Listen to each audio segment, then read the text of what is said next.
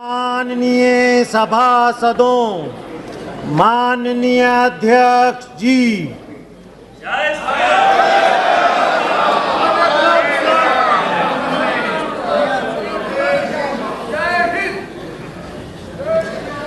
Item number 1 माननीय वित्त मंत्री Shrimati Nirmala Sitharaman ji.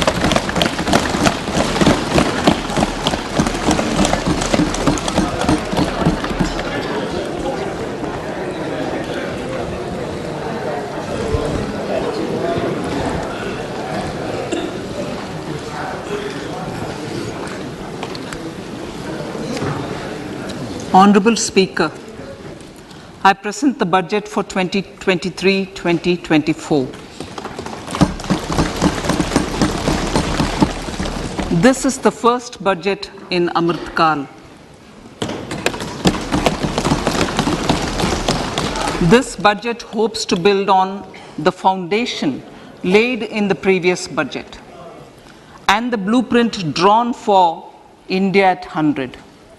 We envision a prosperous and inclusive India in which the fruits of development will reach all sections and citizens, especially our youth, women, farmers, OBCs, scheduled castes and scheduled tribes. In the 75th year of our independence, the world has recognized the Indian economy as a bright star. Our current year's economic growth is estimated to be at 7%. It is notable that this is the highest among all the major economies. This is in spite of the massive slowdown globally caused by COVID-19 and the war. The Indian economy is therefore on the right track, and despite a time of challenges, heading towards a bright future.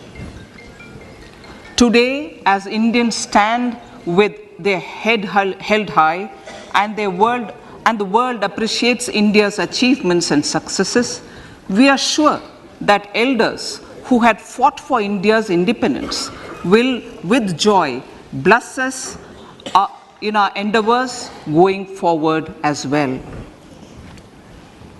Our focus on wide-ranging reforms and sound policies implemented through Sabka Prayas, resulting in Jan Bhagidari and targeted support to those in need, helped us perform well in trying times.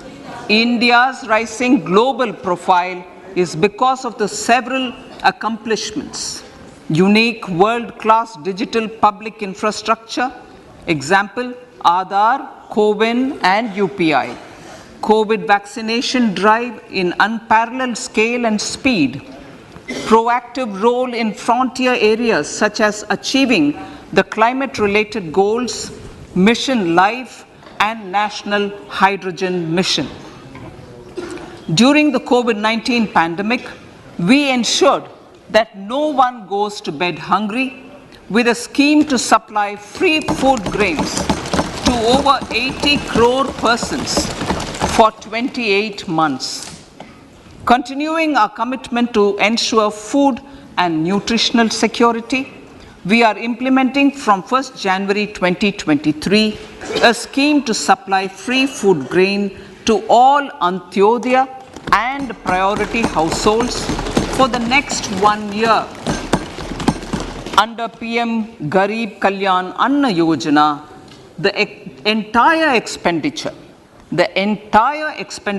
of about 2 lakh crore will be borne by the central government.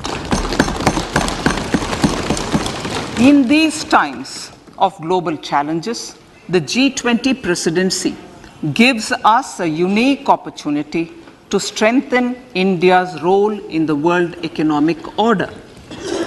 With the theme of Vasudhaiva Kutumbakam, we are steering an ambitious people-centric agenda to address global challenges and to facilitate sustainable economic development. The government's efforts since 2014 have ensured for all citizens a better quality of life and life of dignity. The per capita income has more than doubled to 1.97 lakh rupees.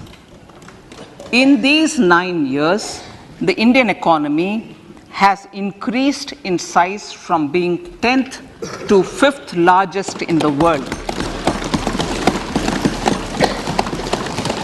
We have significantly improved our position as well as a well-governed and innovative country with a conducive environment for business as reflected in several global indices.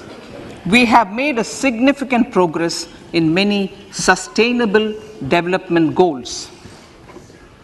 The economy has become a lot more formalized as reflected in the EPFO membership, more than doubling to 27 crore and rupees 7,400 crore digital payments of 126 lakh crore rupees through UPI in 2022. The efficient implementation of many schemes with universalization of targeted benefits has resulted in inclusive development. Some of the schemes are 11.7 crore household toilets under Swachh Bharat mission, which is achieved, 9.6 crore LPG connections under Ujjwala, 220 crore COVID vaccination of 102 crore persons, 47.8 crore PM Jan Dhan bank accounts, insurance cover for 44.6 crore persons under PM Suraksha Bima and PM Jeevan Jyoti Yojana, and cash transfer of 2.2 lakh crores of rupees to 11.4 crore to over 11.4 crore farmers under PM Kisan Samman Nidhi. Our vision for the Amrit Kaal includes technology-driven and knowledge-based economy with strong public finances and a robust financial sector. To achieve this, Jan Bhagidari through Sabka Saath, Sabka Prayas is essential. The economic agenda for achieving this vision focuses on three things. First, facilitating ample opportunities for citizens, especially the youth, to fulfill their aspirations. Second, providing strong impetus to growth and job creation. And third, strengthening macroeconomic stability. To service these focus areas in our journey to India at 100, we believe that the following 4 opportunities can be transformative during Amrit Kaal. Economic empowerment of women. Deen Dayal Antyodaya Yojana National Rural Livelihood Mission has achieved remarkable success by mobilizing rural women into 81 lakh self-help groups. We will enable these groups to reach the next stage of economic empowerment through formation of large producer enterprises or collectives, with each having several thousand members and managed professionally. They will be helped with raw materials supply and for better design, quality, branding and marketing of their products. Through supporting these policies, they will be enabled to scale up their operations to serve the large consumer markets, as has been the case with the several startups growing into unicorns. PM Vishwakarma Kaushal Samman, PM Vikas. For centuries, traditional artisans and craftspeople who work with their hands using tools have brought renown for India. They are generally referred to as Vishwakarma. The art and the handicraft created by them represents the true spirit of Atmanirbhar Bharat. For the first time, a package of assistance for them has been conceptualized. The new scheme will enable them to improve the quality, scale, and reach of their products, integrating them with the MSME value chain.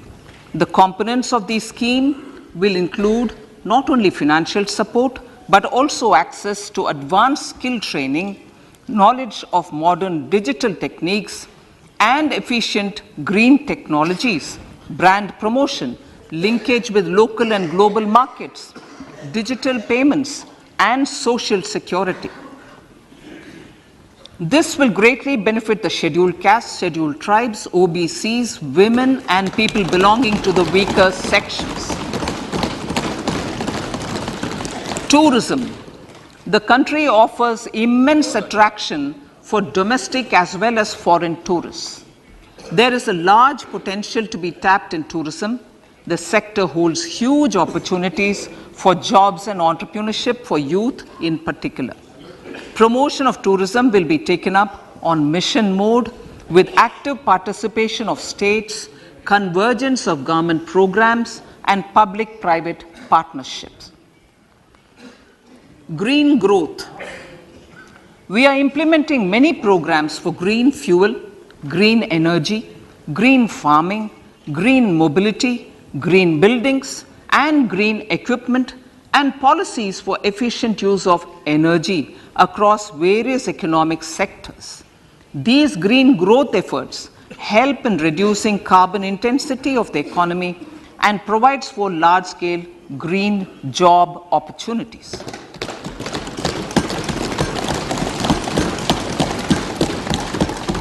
Priorities of this budget. The budget adopts the following 7 priorities. They complement each other and act as the Saptarishi guiding us through the Amritkal. Inclusive development, reaching the last mile, infrastructure and investment, unleashing the potential, green growth, youth power, and financial sector. I now speak on the priority number 1, inclusive development. The government's philosophy of Sabka Saath, Sabka Vikas has facilitated inclusive development covering in specific farmers, women, youth, OBCs, scheduled castes, scheduled tribes, Divyangjan, and economically weaker sections, and overall priority for the underprivileged, Vanchiton ko Variyata. There has also been a sustained focus on Jammu Kashmir, Ladakh, and the Northeast. This budget builds on those efforts. Digital public infrastructure for agriculture. Digital public infrastructure for agriculture will be built as an open source, open standard, and interoperable public good. This will enable inclusive farmer-centric solutions through relevant information services for crop planning and health, improved access to farm inputs, credit and insurance, help for crop estimation, market intelligence, and support for growth of agri-tech industry and startups.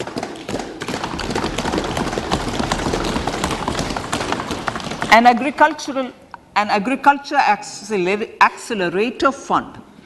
An agriculture accelerator fund will be set up to encourage agri-startups by young entrepreneurs in rural areas. The fund will aim at bringing innovative and affordable solutions for challenges faced by farmers. It will also bring in modern technologies to transform agricultural practices, increase productivity and profitability. To enhance the productivity of extra long staple cotton, we will adopt a cluster-based and value chain approach through public-private partnerships. This will mean collaboration between farmers, state, and industry for input supplies, extension services, and market linkages. We will launch an Atmanirbhar Clean Plant program to boost availability of disease-free, quality planting material for high-value horticultural crops at an outlay of 2,200 crores. Global hub for millets, which are Sri Anna. India is the forefront. India is at the forefront of popularizing millets, whose consumption furthers nutrition, food security, and welfare of farmers, said the Honorable Prime Minister. We are the largest producer and second largest exporter of Sri Anna in the world. We grow several types of Sri Anna, such as Sri Anna Jowar, Sri Anna Ragi, Sri Anna Bajra, Sri Anna Kutu, Ramdana, Kangni, Kutni, Kutki, Kodo, China, and Sama. These have a number of health benefits and have been an integral part of our food for centuries. I acknowledge with pride the huge service done by small farmers in contributing to the health of fellow citizens by growing these Sri Anna.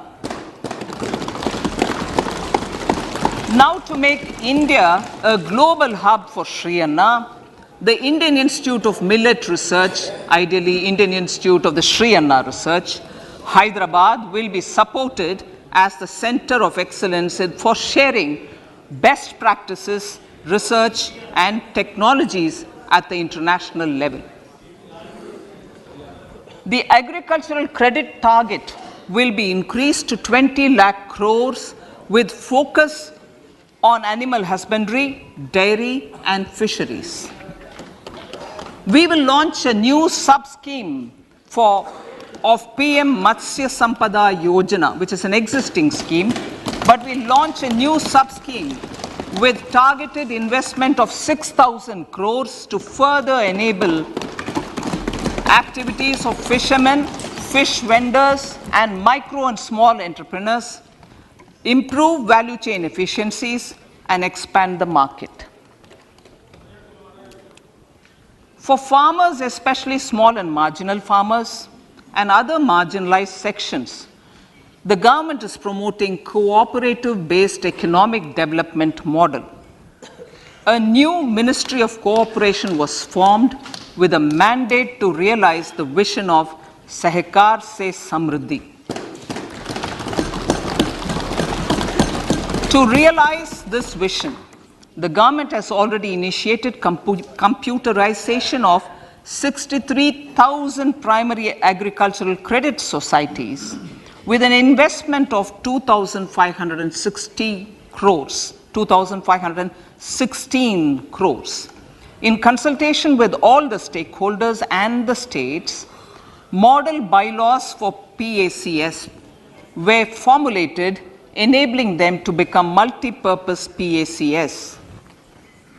A national cooperative database is being prepared for countrywide mapping of cooperative societies. With this backdrop, we will implement a plan to set up massive decentralized storage capacity.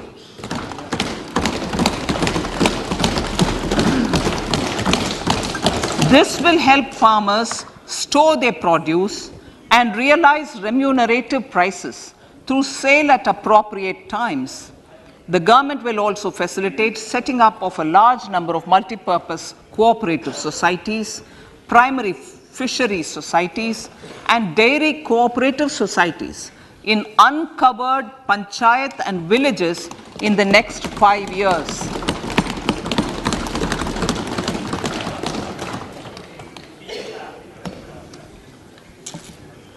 Health, education, and skilling.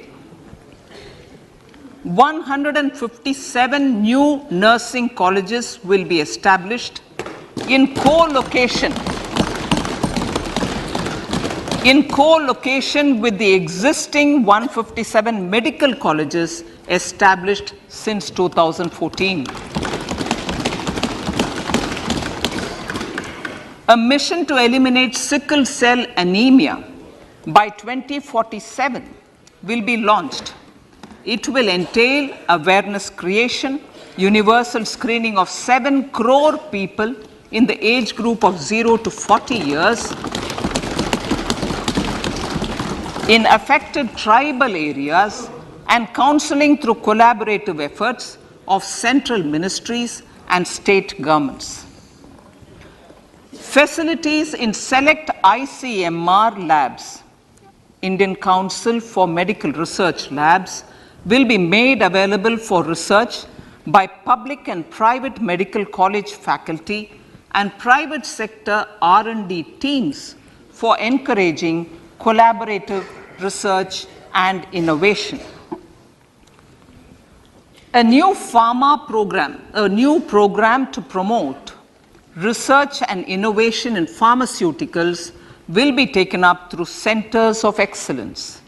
We shall also encourage industry to invest in research and development in specific priority areas.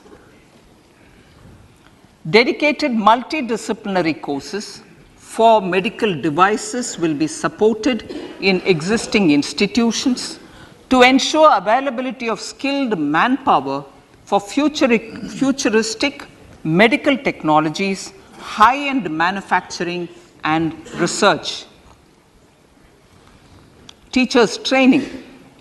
Teachers' training will be re-envisioned through innovative pedagogy, curriculum transaction, continuous professional development, dipstick surveys, and ICT implementation. The District Institute of Education and Training will be developed as vibrant institutes of excellence for this purpose.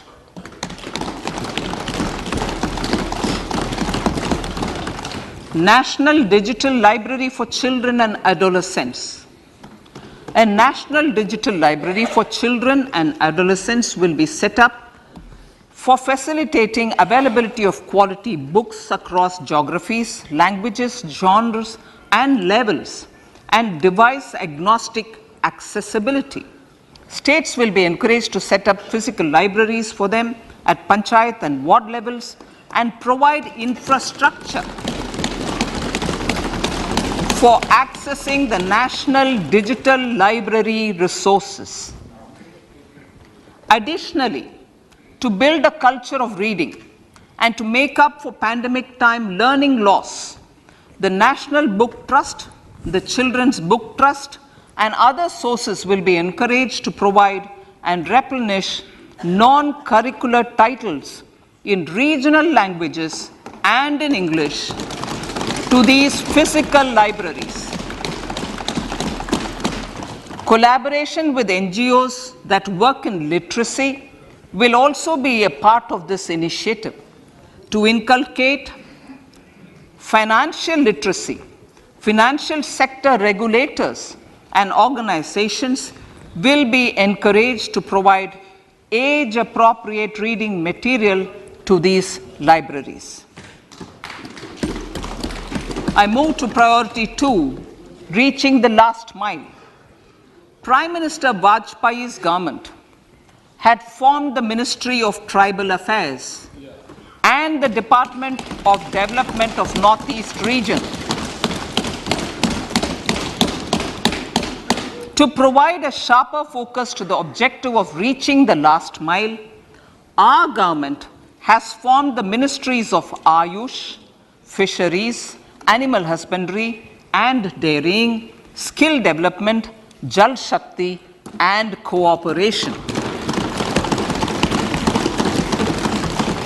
Building on the success of the Aspirational Districts program, the government has recently launched the Aspirational Blocks program, covering 500 blocks for saturation of essential government services across multiple domains such as health, nutrition, education, agriculture, water resources, financial inclusion, skill development, and basic infrastructure.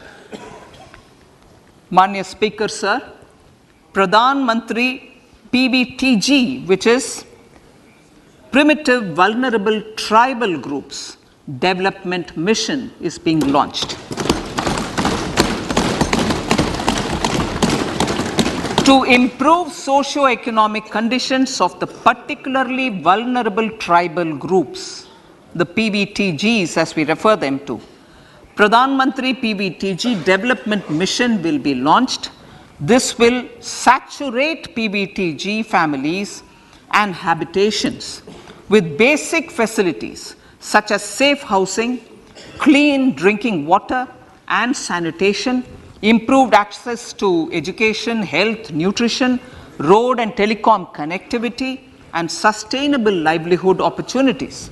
An amount of 15,000 crores will be made available to implement the mission in the next 3 years under the Development Action Plan for the Scheduled Tribes. Ekalavya Model Residential Schools. In the next 3 years, Center will recruit 38,800 teachers and support staff for the 740 Ekalavya Model Residential Schools, which is serving 3.5 lakh tribal students.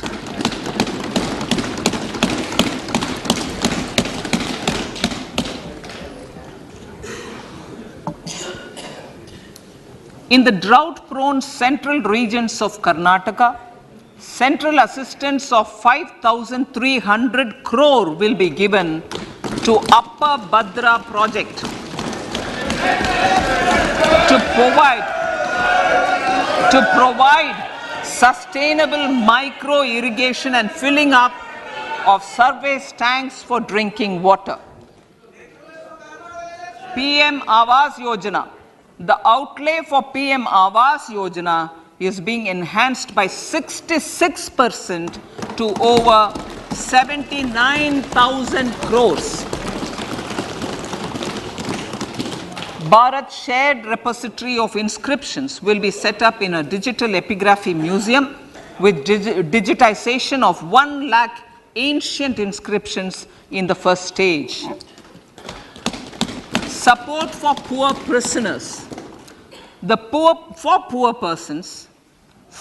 poor persons who are in prisons and unable to afford the penalty or the bail amount, required financial support will be provided. Priority number 3, infrastructure and investment. Investments in infrastructure and productive capacity have a large multiplier impact on growth and employment. After the subdued period of the pandemic, private investments are growing again. The budget takes the lead once again to ramp up the virtuous cycle of investment and job creation. Honorable Speaker, sir, the capital investment outlay is being increased steeply for the 3rd year in a row by 33% to 10 lakh crores, which would be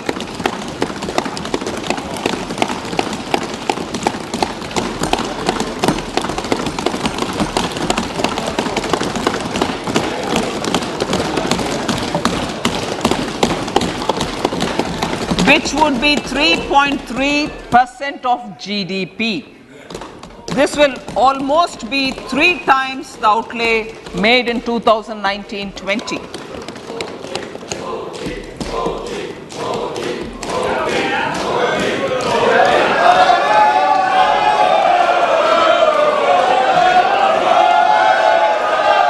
This substantial increase in recent years is central to the government's efforts to enhance growth potential and job creation, crowd in private investments, and provide a cushion against global headwinds. The direct capital investment by the center is complemented by the provision made for creation of capital assets through grants and aids to state. The effective capital expenditure of the center is budgeted at 13.7 lakh crore rupees, which will be 4.5% of GDP. Support to state governments for capital investment. I have decided to continue the 50-year interest-free loan to state governments for one more year to spur investment in infrastructure and to incentivize them for complementary policies actions with a significantly enhanced outlay of 1.3 lakh crores. The newly established Infrastructure Finance Secretariat will assist all stakeholders for more private investment in infrastructure, including railways, roads, urban infrastructure and power, which are predominantly depend on public resources. The harmonized master list of infrastructure will be reviewed by an expert committee for recommending the classification and financing framework suitable for Amartkal. A capital outlay, I'm talking about railways now, sir, Honorable Speaker, railways.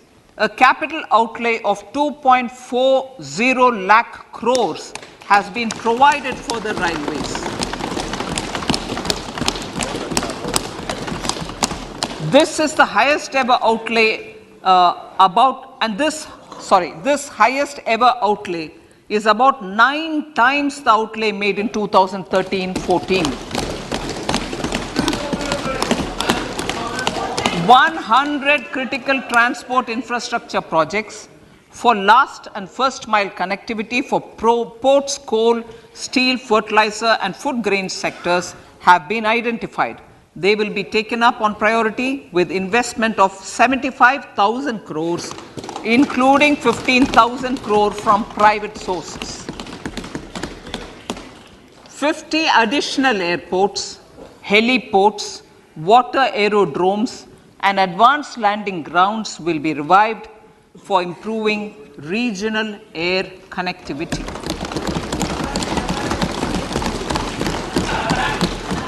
Sustainable cities for tomorrow.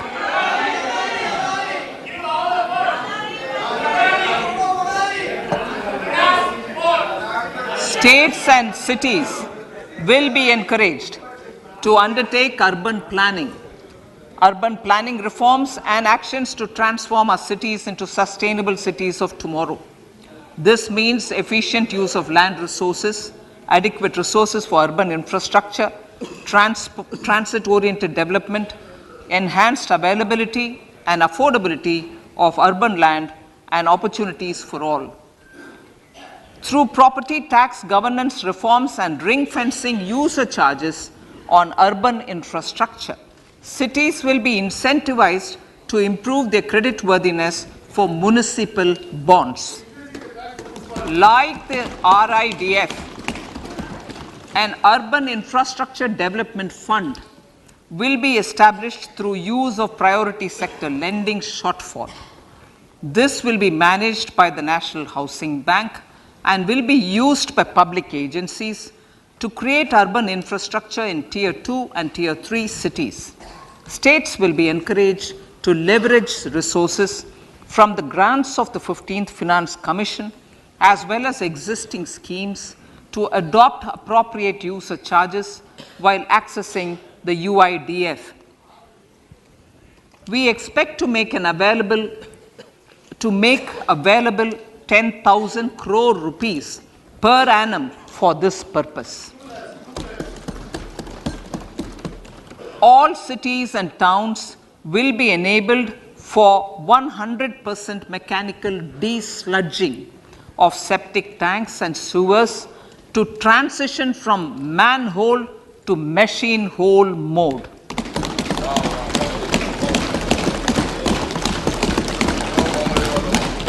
Enhanced focus will be provided for scientific management of dry and wet waste.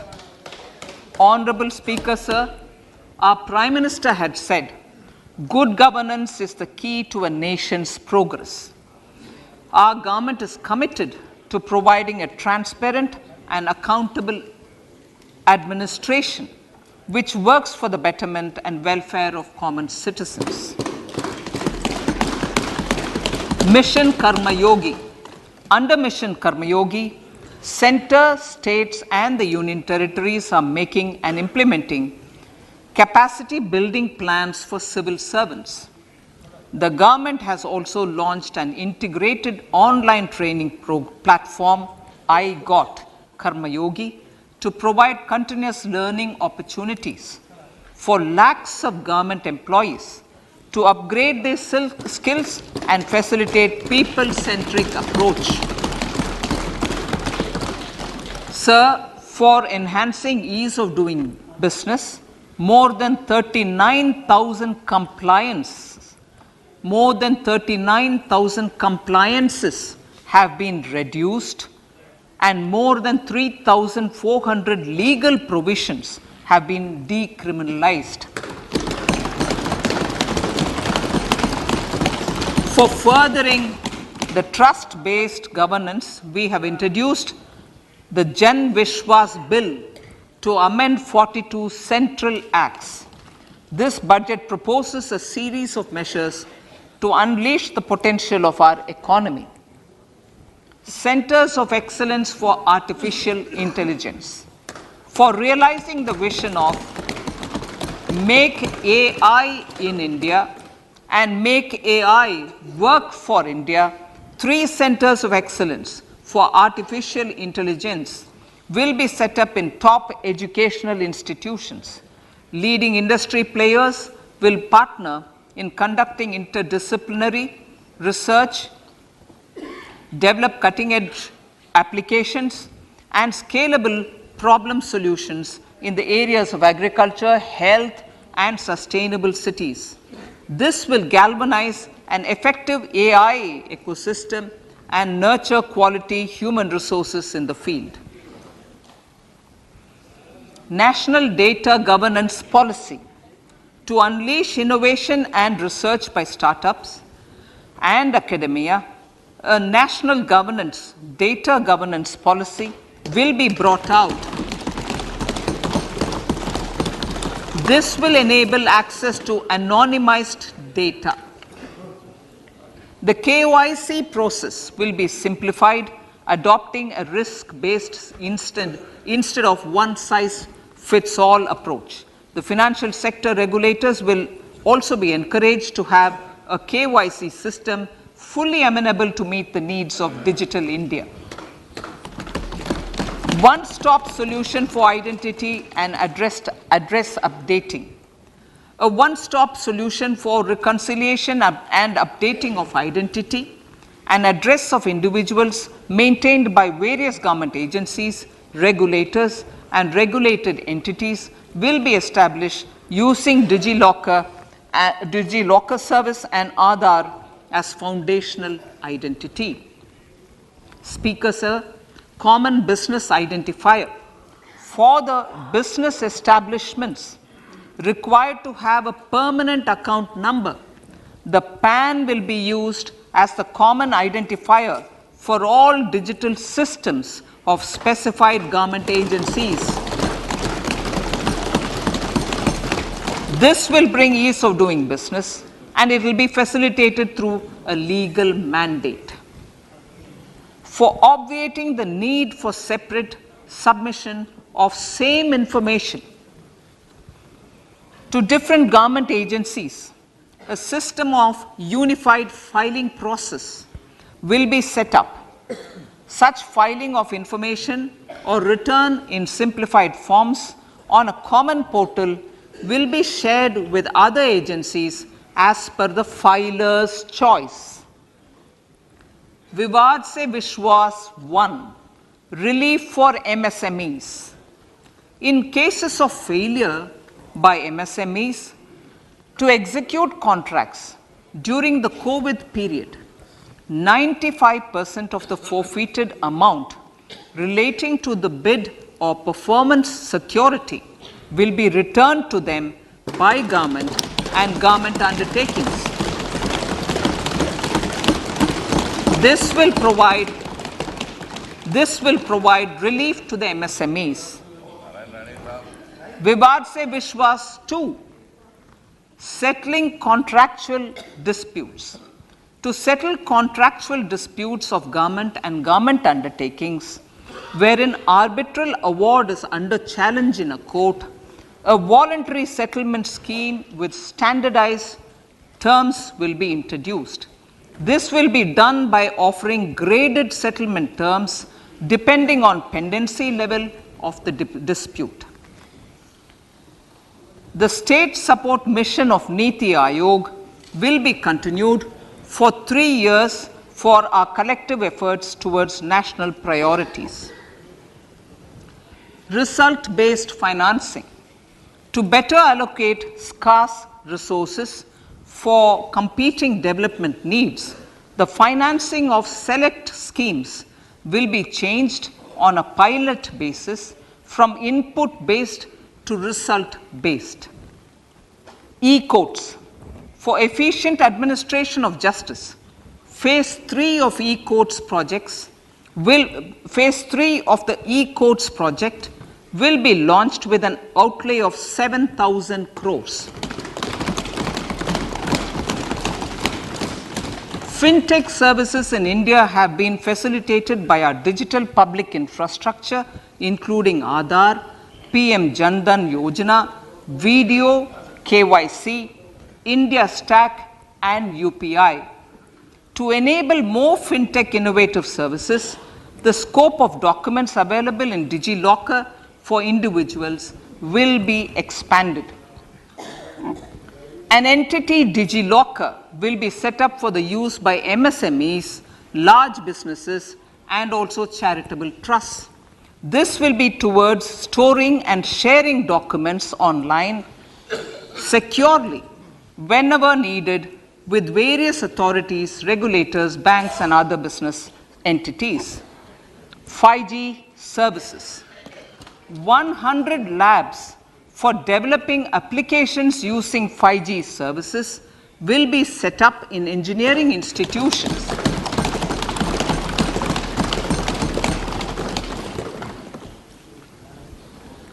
To realize a new range of opportunities, business models, and employment potential. The labs will cover, among others, applications such as smart classrooms, precision farming, intelligent transport systems, and healthcare applications. Lab-grown diamonds.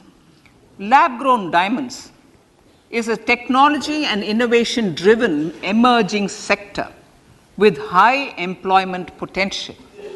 These environment-friendly diamonds, which have optically and chemically the same properties as natural diamonds.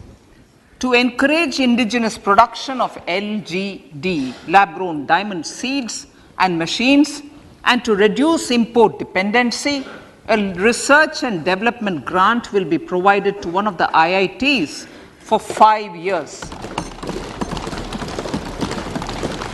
To reduce the cost of production, a proposal to review the custom duty on LGD seeds will be indicated in Part B of the speech. I come to the fifth priority, Honorable Speaker, sir, green growth. Honorable Prime Minister has given a vision for life or lifestyle for environment to spur a movement of environmentally conscious lifestyle. India is moving forward firmly for the Panchamrit, the net zero carbon emission by 2070 to usher in green industrial and economic transition. This budget builds on our focus on green growth. The recently launched National Green Hydrogen Mission, with an outlay of 19,700 crores, will facilitate transition of the economy to low carbon intensity, reduce dependence on fossil fuel imports, and make the country assume technology and market leadership in this sunrise sector. Our target is to reach an annual production of 5 MMT by 2030. Energy transition. This budget provides for 35,000 crores for priority capital investment towards energy transition and net zero objectives and energy security by Ministry of Petroleum and Natural Gas. To steer the economy on sustainable development path, battery energy storage systems with capacity of 4,000 MWH will be supported with viability gap funding. A detailed framework for pumped storage projects will also be formulated. Renewable energy evacuation. The interstate transmission system for evacuation and grid integration of 13 gigawatt renewable energy from Ladakh will be constructed with investment of 20,700 crore, including central support of 8,300 crores. Green Credit Program. For encouraging behavioral change, a green credit program will be notified under the Environment Protection Act. This will incentivize environmentally sustainable and responsive actions by companies, individuals, and local bodies, and help mobilize additional resources for such activities. PM Program for Restoration, Awareness, Nourishment, and Amelioration of Mother Earth, PM Pranam, will be launched to incentivize states and union territories to promote alternative fertilizers and balanced use of chemical fertilizers. Go Bardhan Scheme. 500 new waste to wealth plants under Go Bardhan, galvanizing organic bio-agro resources done. Go Bardhan scheme will be established for promoting circular economy. These will include 200 compressed biogas plants, including 75 plants in urban areas, and 300 community or cluster-based plants at a total investment of 10,000 crores. I will refer to this in Part B also. In due course, a 5% CBG mandate will be introduced for all organizations marketing natural and biogas. For collection of biomass and distribution of biomanure, appropriate fiscal support will also be provided. Bharatiya Prakritik Kheti Bio Input Resource Centers. Over the next 3 years, we will facilitate 1 crore farmers to adopt natural farming. For this, Honorable Speaker, 10,000 bio input resource centers will be set up, creating a national level distributed micro fertilizer and pesticide manufacturing network. Mishti.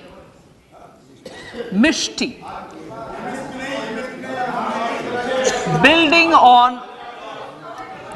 on India's success in afforestation, mangrove initiative for shoreline habitats and tangible incomes, Mishti, will be taken up for mangrove plantation along the coastline and on salt pan lands wherever feasible through convergence between Manrega, Campa Fund and other sources. Amrit Dharohar. Wetlands are vital ecosystems which sustain biological diversity. In his latest Mann Ki Baat, the Prime Minister said, now, I quote, now the total number of Ramsar sites in our country has increased to 75, whereas before 2014, there were only 26, unquote. Local communities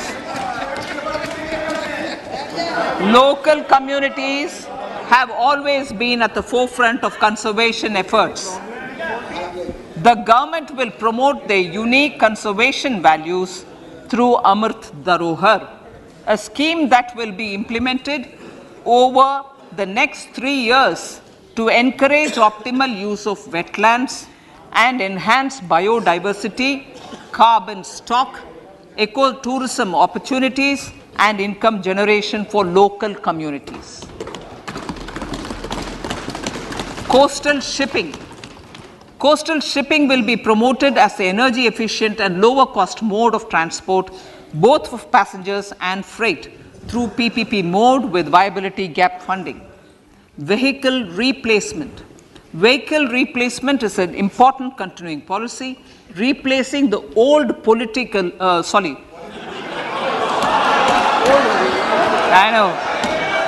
replacing, absolutely, thank you. Replacing old polluting vehicles. May be applicable, right? Replacing old polluting vehicles is an important part of greening our economy. In furtherance of the vehicle scrapping policy mentioned in Budget 21-22, I have allocated adequate funds to scrap old vehicles of the central government. States will also be supported in replacing old vehicles and old state ambulances. Honorable Speaker, sir, I move to priority 6, youth power. To empower our youth and help the Amrit PD realize their dreams, we have formulated the National Education Policy, which is very wide in its scope, but one of the things is also to focus on skilling, adopted economic policies that facilitate job creation at scale and have supported business opportunities. Pradhan Mantri Kaushal Vikas Yojana. Pradhan Mantri Kaushal Vikas Yojana 4.0 will be launched to skill lakhs of youth within the next 3 years. On-job training, industry partnership, and alignment of courses with needs of industry will be emphasized. The scheme will also cover new age courses for Industry 4.0 like coding, AI, robotics, mechatronics, IoT, 3D printing, drones, and other soft skills. To skill youth for international opportunities, 30 Skill India International Centers will be set up across different states.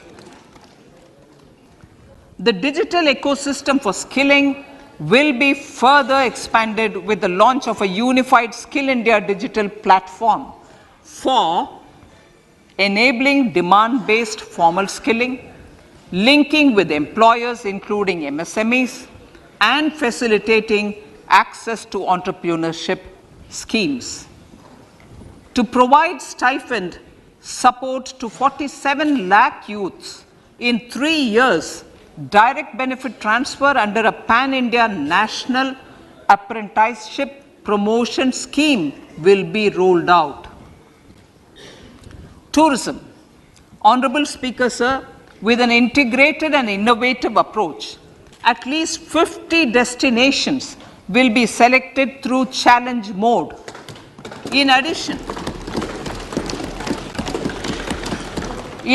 to aspects such as physical connectivity, virtual connectivity, tourist guides, high standards for food streets, and tourist security, all the relevant aspects would be made available on an app to enhance tourist experience. Every destination would be developed as a complete package. The focus of development of tourism would be on domestic as well as foreign tourists.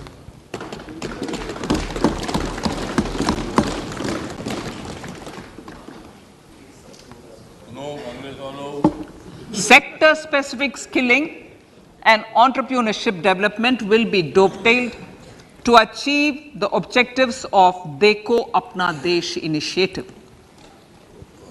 This was launched as an appeal by the Honorable Prime Minister to the middle class to prefer domestic tourism over international tourism. The integrated development of theme-based tourist circuits, the Swadesh Darshan scheme, was also launched. Under the Vibrant Villages program, tourism infrastructure and amenities will be facilitated in border villages. Unity Mall. States will be encouraged to set up a Unity Mall in their state capital or most prominent tourism center or the financial capital for promotion and sale of their one district, one product and GI products and other handicraft products, and for providing space for such products of all other states as well. Sir, priority number 7, financial sector. Our reforms in the financial sector and innovative use of technology have led to financial inclusion at scale, better and faster service delivery, ease of access to credit, and participation in financial markets. This budget proposes to further these measures. Credit guarantee for MSMEs. Last year, I proposed revamping of the credit guarantee scheme for the MSMEs. I am happy to announce that the revamped scheme will take effect from 1st April 2023 through infusion of 9,000 crores in the corpus.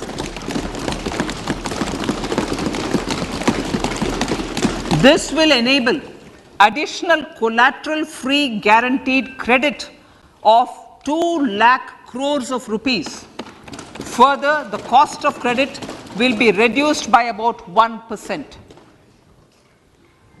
A National Financial Information Registry will be set up to serve as the central repository of financial and ancillary information. This will facilitate efficient flow of credit, promote financial inclusion, and foster financial stability. A new legislative framework will govern this credit public infrastructure and will be designed in consultation with the RBI. To meet the needs of Amritkal and to facilitate optimum regulation in the financial sector, public consultation, as necessary and feasible, will be brought to the process of regulation making and issuing subsidiary directions. To simplify, to ease, and to reduce cost of compliance, financial sector regulators will be requested to carry out a comprehensive review of existing regulations. For this, they will consider suggestions from public and regulated entities. Time limits to decide the application under various regulations will also be laid down. Honorable Speaker, sir, to enhance business activities in GIFT IFSC, the following measures will be taken. Delegating powers under the SEZ Act to the IFSCA to avoid dual regulation. Setting up a single window IT system for registration and approval of IFSCA, SEZ authorities, GSTN, RBI, SEBI, and IRDAI. Permitting acquisition financing by IFSC banking units of foreign banks. Establishing a subsidiary of Exim Bank for trade refinancing. Amending IFSCA Act for statutory provisions for arbitration, ancillary services, and avoiding dual regulation under the SEZ Act, and recognizing offshore derivative instruments as valid contracts. Honorable Speaker, sir, data embassy. For countries looking for digital continuity solutions, we will facilitate setting up of their data embassies in GIFT IFSC.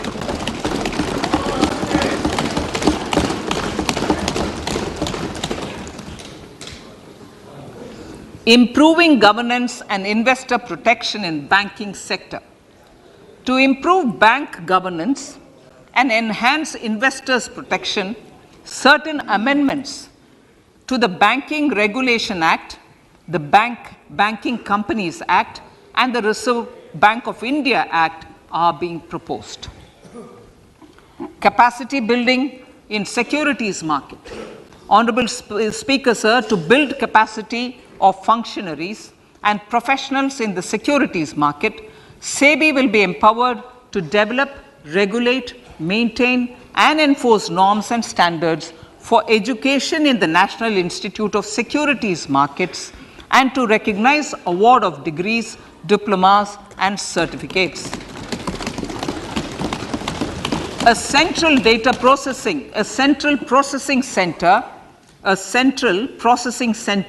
will be set up for faster response to companies through centralized handling of various forms filed with field officers under the Companies Act. Reclaiming of shares and dividends.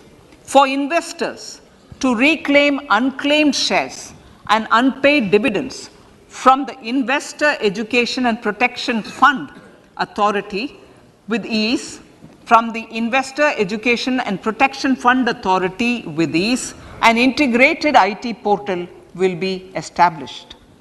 Digital payments continue to find wide acceptance.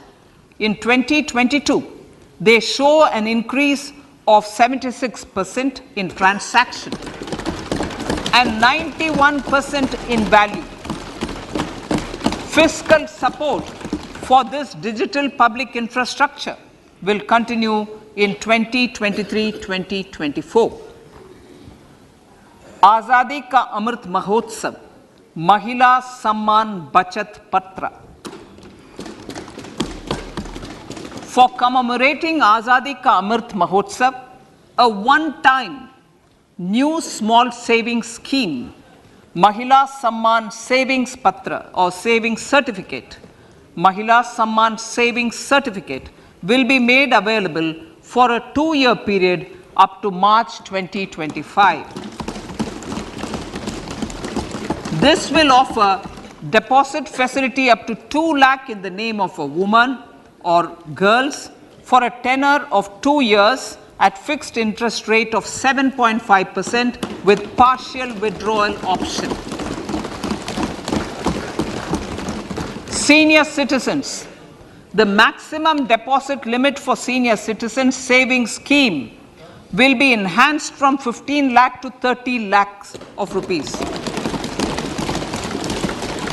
The maximum deposit limit for monthly income account scheme will be enhanced from 4.5 lakh to 9 lakh for single account and from 9 lakh to 15 lakh for joint account. Honorable Speaker, sir, fiscal management. 50 years interest-free loan to states. The entire 50-year loan to states has to be spent on capital expenditure within 2023-24. Most of this will be at the discretion of the states, but a part will be conditional on states increasing their actual capital expenditure.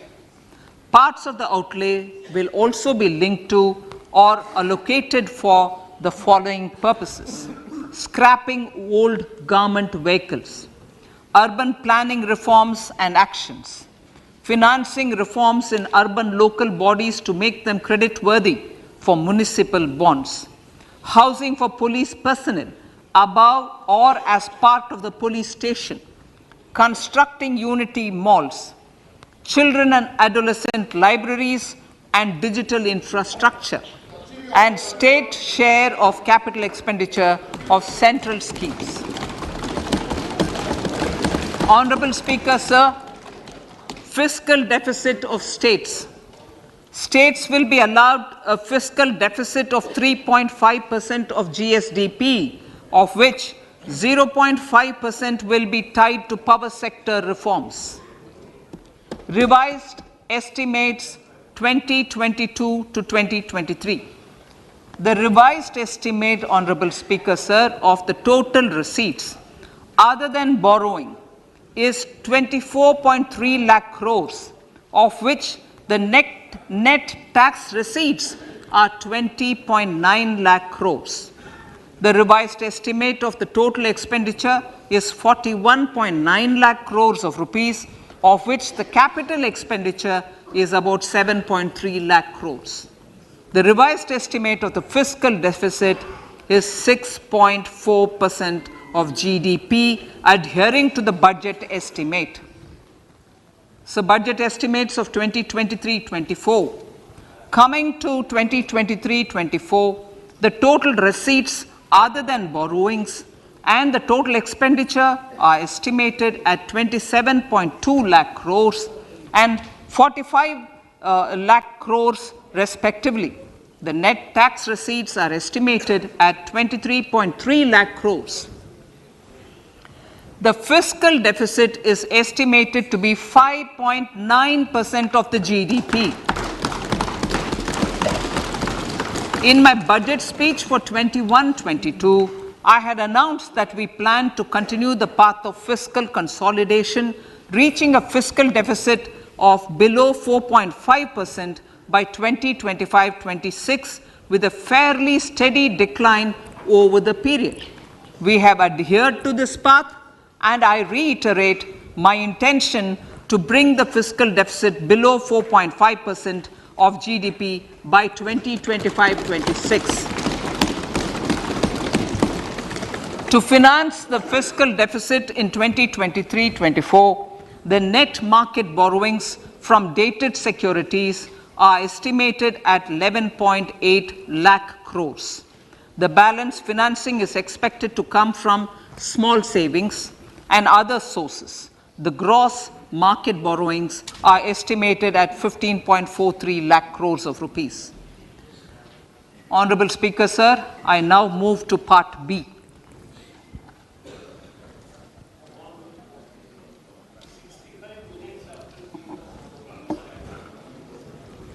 Indirect taxes. My indirect tax proposals will aim to promote exports, boost domestic manufacturing, enhance domestic value addition, encourage green energy and mobility. A simplified tax structure with fewer tax rates helps in reducing compliance burden and improving tax administration. I propose to reduce the number of basic customs duty rates on goods other than textiles and agriculture from 21 to 13. As a result, there are minor changes in the basic custom duties, cesses and surcharges on some items including toys, bicycle, automobiles and naphtha. Green mobility. To avoid cascading of taxes on blended compressed natural gas, I propose to exempt excise duty on GST paid compressed biogas contained in it. To further provide impetus to green mobility, customs duty exemptions is being extended to import of capital goods and machinery required for manufacture of lithium-ion cells for batteries used in electrical vehicles as well. Electronics. As a result of various initiatives of the government, including phased manufacturing program, mobile phone production in India has increased from 5.8 crore units valued at about 18,900 crore in 2014-15 to 31 crore units valued at 2,75,000 crore in the last financial year. To further deepen domestic value addition in manufacturing of mobile phones, I propose to provide relief to customs duty.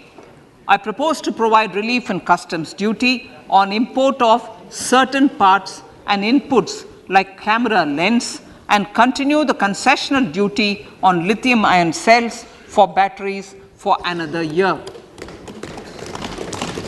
Similarly, to promote value addition in manufacture of televisions, I propose to reduce the basic customs duty on parts of open cells of TV panels to 2.5%.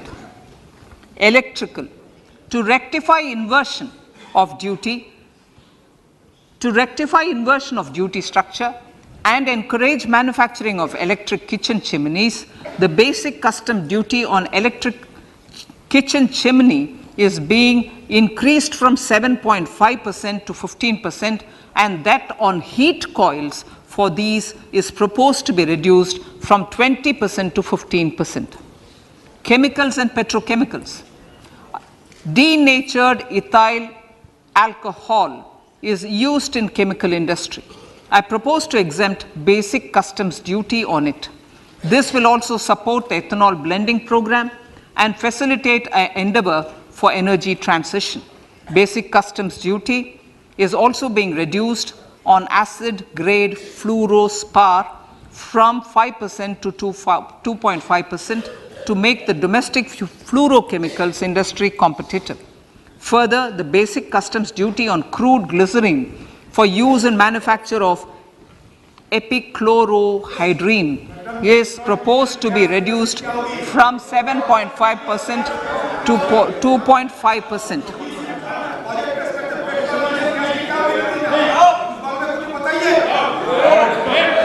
Marine products. In the last financial year, marine products recorded the highest export growth, benefiting farmers in the coastal states of the country. To further enhance the export competitiveness of marine products, particularly shrimps, duty is being reduced on key inputs for domestic manufacture of shrimp feed.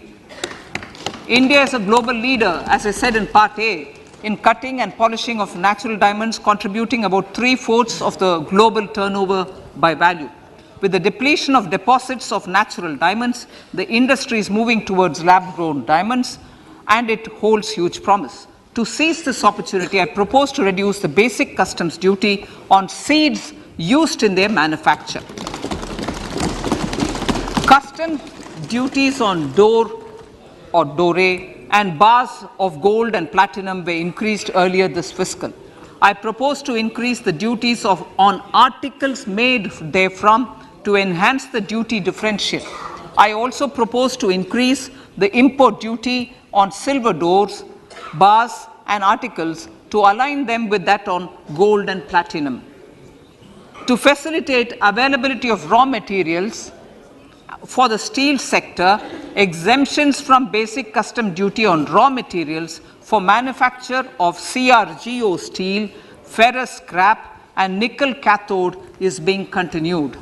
Similarly, the concessional BCD of 2.5% on copper scrap is also being continued to ensure the availability of raw materials for secondary copper producers who are mainly in the MSME sectors.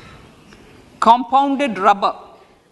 The basic custom duty rate on compounded rubber is being increased from 10% to 25% or 30 kg, whichever is lower, at par with that of natural rubber other than latex, to curb circumvention of duty. Cigarettes. National calamity contingent duty on specified cigarettes was last revised 3 years ago. This is proposed to be revised upwards by about 16%. Direct taxes. I now come to my direct tax proposals. Honorable Speaker, these proposals aim to maintain continuity and stability of taxation, further simplify and rationalize various provisions to reduce the compliance burden, promote the entrepreneurial spirit, and provide tax relief to citizens. It has been constant endeavor of the Income Tax Department to improve taxpayers' services by making compliance easy and smooth. Our taxpayers portal received a maximum of 72 lakh returns in a day, processed more than 6.5 crore returns this year. Average processing period reduced from 93 days in financial year 13-14 to 16 days only now. And 45% of the returns were processed within 24 hours. We intend to further improve this, roll out the next generation common IT return form for taxpayer convenience, and also plan to strengthen the grievance redressal mechanism. MSMEs and professionals. MSMEs are growth engines of our economy. Micro enterprises with turnover up to 2 crore of rupees and certain professionals with turnover of up to 50 lakh rupees can avail the benefit of presumptive taxation.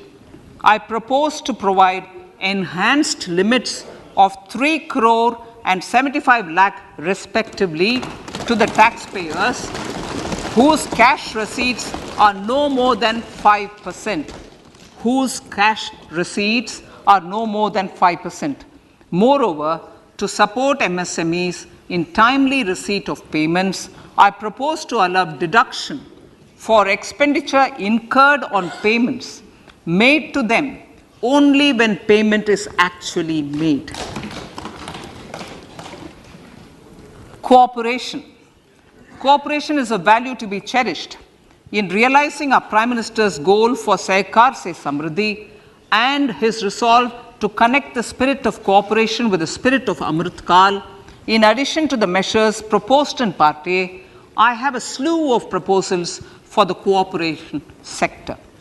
First, new cooperatives that commence manufacturing activities till 2024 31st March shall get the benefit of a lower tax rate of 15%, as is presently available to new manufacturing companies. Secondly, I propose to provide an opportunity to sugar cooperatives to claim payments made to sugarcane farmers for the period prior to the assessment year 2016-17 as expenditure. This is expected to provide them a relief of almost 10,000 crores.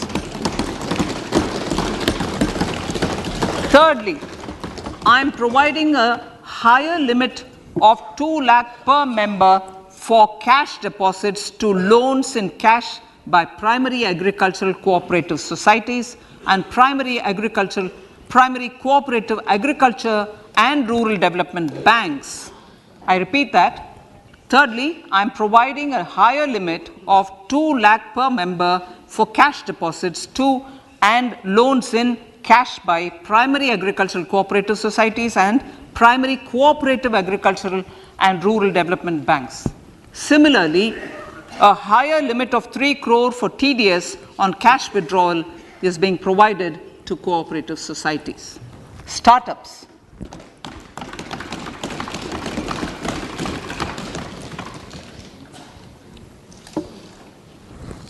Entrepreneurship is vital for a country's economic development. We have taken a number of measures for startups and they have borne results. India is now the third largest ecosystem for startups globally and ranks second in innovation quality among middle-income countries. I propose to extend the date of incorporation for income tax benefits to startups from 31/3/2023 to 31/3/2024. I further propose to provide the benefit of carry forward of losses on change of shareholding of startups from 7 years of incorporation to 10 years.